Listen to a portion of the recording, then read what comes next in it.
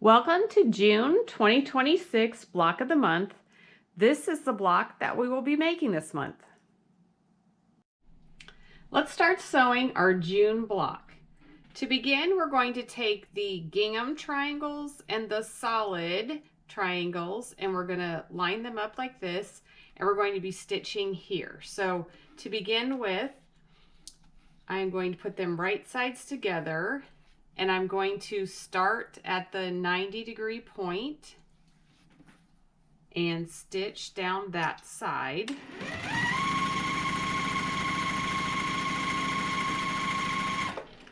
And I'm just going to leave them like that and pick them up in this orientation so that they all stay in the right spot.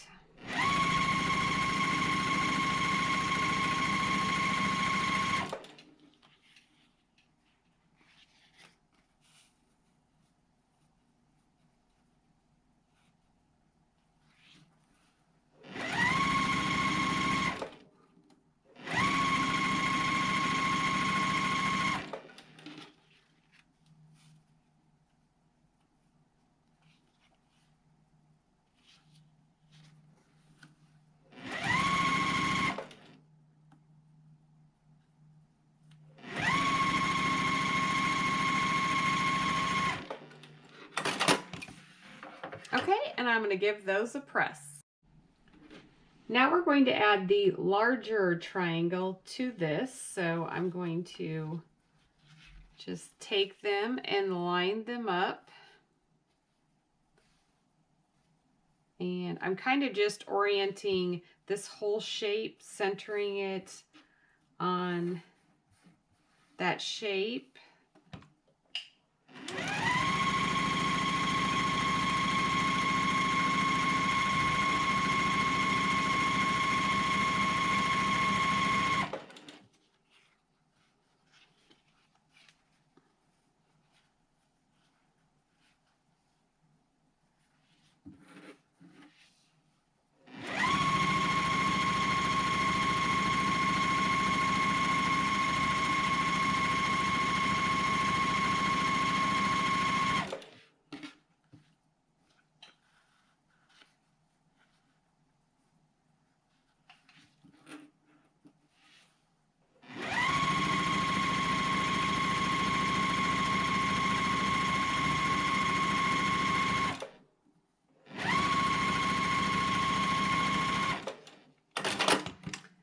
Okay, I'm going to give those a press, and I'm just going to press it back to the darker teal print triangle. Okay, now we're going to take these split quarter square triangle units, and we're going to trim them to 5.5 inches. Now mine have a little bit to trim off. Yours may come out exactly the right size, but we do need them to finish at 5.5. And so I'm going to take I have a Creative Grids. This is a 6.5 inch ruler. So I'm going to show you how I use that and make it so you can kind of see without any glare. So half of 5.5 is 2 3/4. So on my ruler, I have the diagonal line that runs corner to corner. I have placed that right on that seam. That long line matches the seam where they join, so it goes right on top of that. And then where the solid and the gingham meet, I want that ruler to be at 2 3/4. And so I put 2 3/4 right on that intersection. And then I know that I can trim this side and the top. Okay, and then I can turn my block so that I'm trimming the other two sides. And here I can then just line up my 5.5 lines as well as that diagonal line right on that seam again. And it's just a little tiny bit that I'm cutting off. So not much at all, but it does end up being the 5.5. And the reason we do have to trim all 4 sides here is because we want this to always be in the corners, right where those meet up. and then this in the middle so that this point is also at a corner. So if we just trimmed two sides, then this would not end up right in the corner. So that's what that looks like. And then if you have a 5.5-inch ruler, that works great because then you can kind of just put it on. This one, the Creative Grids, has a circle where the center point is. So that's our 2 3/4. And so I've just put that circle right on the point where the gingham and the teal meet. And then I've got the diagonal line running all the way along that seam. And then I don't have anything on that side, just a little bit there, a little bit here, and then a little bit there. So then there, our units are complete at 5.5 inches. And so we've got all of those trimmed.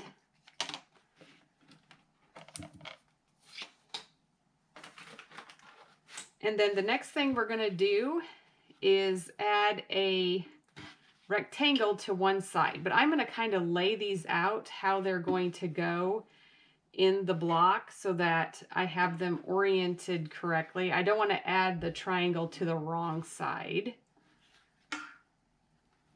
So I'm kind of just laying it out like it goes in the quilt. Okay. And then it's going to go on that side there. So I'm just going to match it up right sides together. This side here. This side here. And then this side there. So then I'm just going to join those. And then I'm going to press it to this rectangle.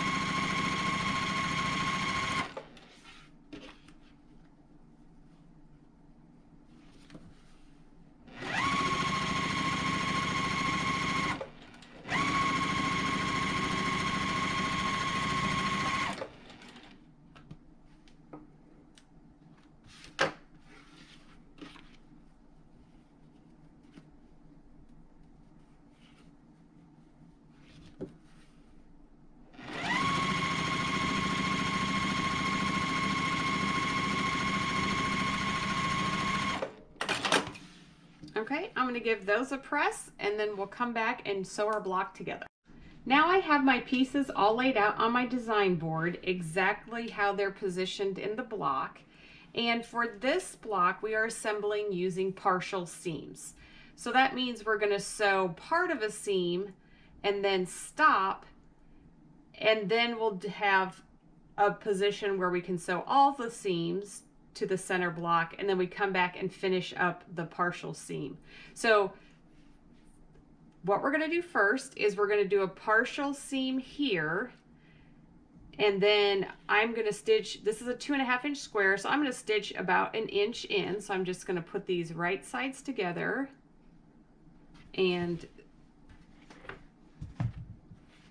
stitch about 1 inch and stop. Okay, and then I'm going to kind of put that back on my design board, and I'm just going to do a finger press there, like that. Okay, so now I have one whole edge here that I can join this whole piece to. So I'm going to go ahead and just put those right sides together, and we're going to sew that complete seam.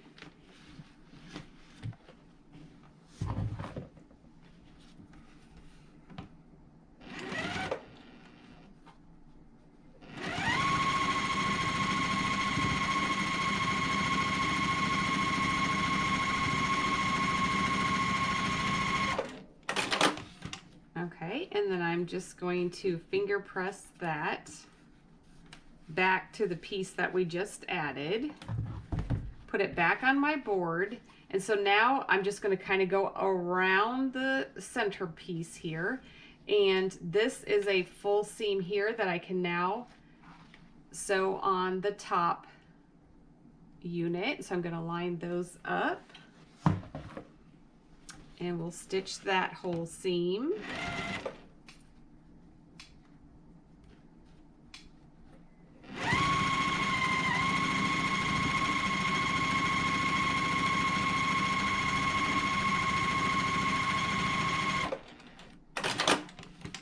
Okay, and then I'm going to finger press that. Okay, and then we're going to put it back on our board. And so then now we have the last seam that we're going to add here to put this piece on, but we've kind of got this little tail of our center pleat piece where we did the partial seam. So I'm going to kind of move this out of the way. I'm actually going to kind of fold it back so that I can have a nice flat edge here to join this. So then I'll just pick that up. And so this just kind of hangs folded over like that, which is fine. You just don't want to catch it in your seam. And then we'll stitch that.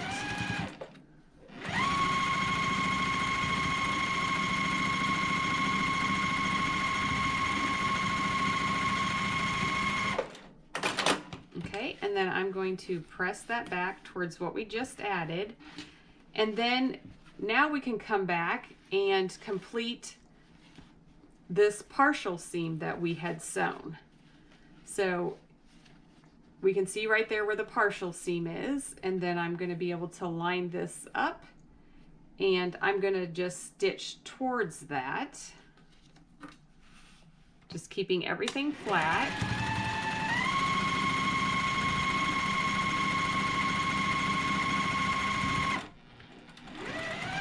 When I get to where my stitches are, I just want to overlap it a little bit. And I did do a few back stitches just to hold it in place. And then we'll be able to press that back. And then there is our completed center section. So let's give it a good press and then we'll add the borders.